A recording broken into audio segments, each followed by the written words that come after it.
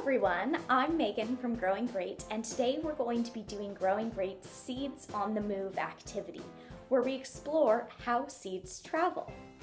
Okay, so let's take a look at what we need to get started. So for this activity, you'll need a variety of seeds.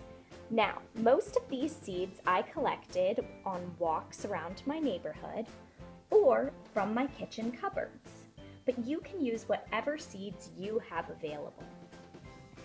Second, you'll need a bowl of water and some crafting supplies. I just am using what I had around my house. So I had some tape, some coffee filters, some pipe cleaners, some paper clips, scissors, a piece of cloth, and some tissue paper. But again, if you don't have all of these crafting supplies, you can get creative with what you do have at home. So first, let's talk about the seeds I chose today and how each one travels. Now, seeds aren't like humans. They can't get into a car or take a plane to travel, but they do need to travel. Now, why do you think a seed might need to travel? We know that seeds come from plants, from flowers, and from fruits. And if all those seeds fell into one little area, do we think they would grow very well? No, they wouldn't have enough space. Their roots wouldn't be able to form and get nutrients and water, and there wouldn't be enough space for all of them to get as much sunlight as they needed. So, seeds usually travel away from their source so that they can find a spacious place to grow. So the first seeds I'm going to look at travel by flying. So here is my first example, and we can see here that these seeds are light and fluffy, and I can pull a few out. Now, they don't necessarily fly all on their own, but imagine that there is some wind underneath them carrying them. And if you have a fan in your house, you can use that. I'm just going to use my own breath. And we see how it floats and flies for just a minute. Now, if you have a seed that you think might travel by flying, try blowing it and see how far you can get it.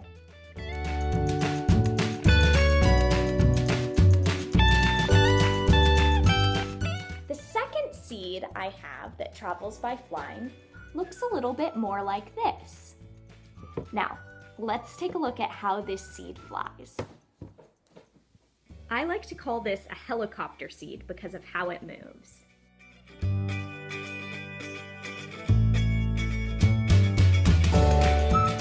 Okay, next I'm going to look at seeds that roll. So I have some cilantro seeds here. Let's take a closer look. Some seeds fall on the ground and roll to their new location, just like this. So in addition to flying and rolling, some seeds float. And my floating seeds I have today are my coconuts. Now you may find coconuts like this that have had their outside peeled off, or like this. So now I'm going to take my bowl of water and put my coconut in it, and it floats. Let's take a look.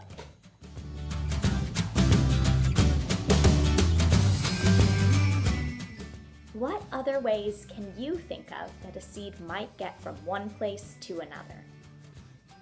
I'll give you a hint. This is one that animals help with a lot, and it's seeds that are ingested. So some seeds are eaten, like these corn seeds or my bean seeds that I had in my kitchen. And after they're eaten by an animal, they pass through the animal's body, and the animal moves somewhere new and then deposits those seeds in new growing space. Let's take a closer look at seeds that can be eaten.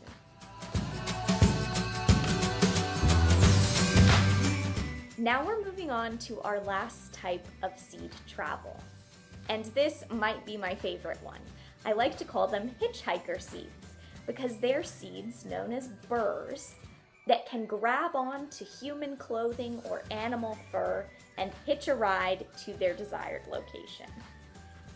Now, when testing out if your seeds are hitchhiking seeds, it's helpful to have a piece of fabric that you can lay your seeds across. After you set them on the fabric, try lifting it up and see if they fall off. For the most part, my seeds stayed stuck on my fabric.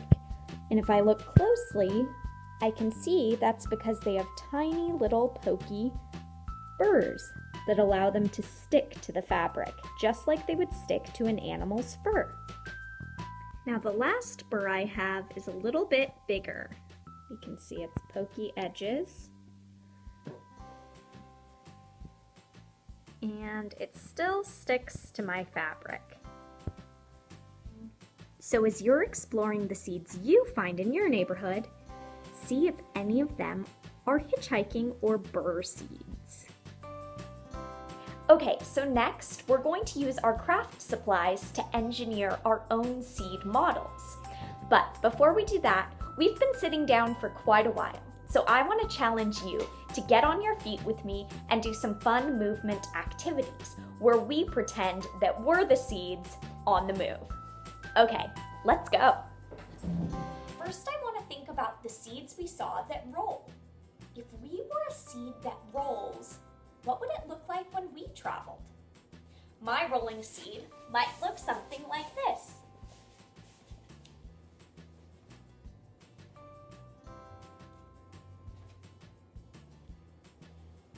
Now show me what your rolling seed would look like. Awesome!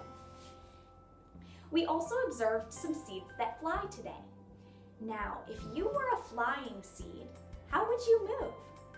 I might move something like this. And feel the wind lifting me up and blowing me this way, and blowing me that way. What way did the wind blow you? All right, thanks for joining me on this quick movement break. Now, on to our engineering craft. So I've got my crafting materials here, and this is the creative part of this activity. See if you can make a seed that floats or travels by water, a seed that flies or glides through the air, a seed that can stick to fabric like our burrs, or a seed that can roll to go new places. Now, I'm just going to test out one type of seed and see if I can make a hitchhiking seed using some pipe cleaners. Take a look.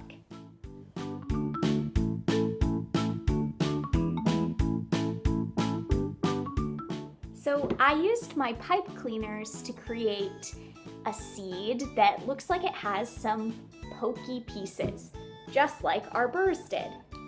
So now let's see. I'm going to test it out on my fabric and see if it sticks. And it does. So looks like I made a pretty cool burr model. I can't wait to see what materials you test out to see if they can fly or float or stick or roll, just like our seeds. Now, if you'd like to check out more great STEM and nutrition activities, be sure to email Meghan at growinggreat.org. Now, stay safe, and I'll see you next time.